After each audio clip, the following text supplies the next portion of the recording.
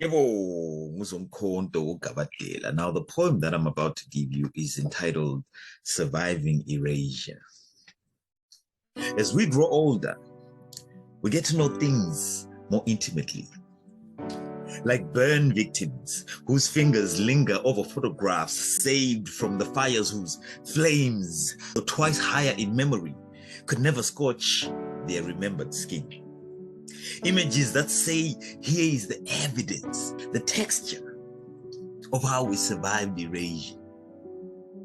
We measure time as if each second carries desires and mysteries that can only be known by feeling a little deeper, running our fingers over the ashes of the phoenixes we were, that burned down where we stood, thinking that maybe we could rummage in those ashes and perhaps salvage a feather as keepsake, the one that rejected the inferno and ejected itself, reclaim it and wear it in our hair as if to say, though this belongs to the person I burned down, I'll wear it next to my crown, proof that I did not learn to fly today, proof that I survived erasure.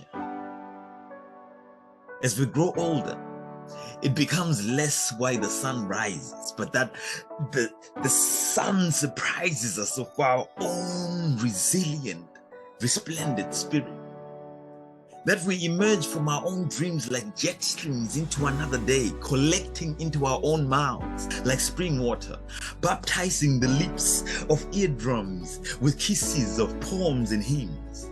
We know that the moon knows about the moon dust in our eyes. And this moon dust glows when comets and shooting stars light up the sky, and we are once more alive with possibility, becoming fireworks of infinity. We become masters of both joy and tragedy, and can emerge from long silences with a renewed love affair with our own native tongues, the ones that survived erasure. We know that everything that is slung on one's back for too long needs to be placed down on the ground, left right there. That favorite songs should be played once too often, so that should those houses be burned down, we have immortalized the sound of music. We spend days as children erasing concepts we don't even understand. I mean, how many of us really still use erasers today? You know, the ones at the end of that pencil, so full of lead, like our brothers laying dead in the streets, the ones who never survived erasure. And we become accustomed to having been alive for this long, longer than Park, longer than Big, longer than ancient trees. We learn that trees dress up in colors in the fall as if for a prom dance, that even our own breath is a homecoming dance of itself from the world's fires, and each morsel of air clears the smoke like a mother's hand.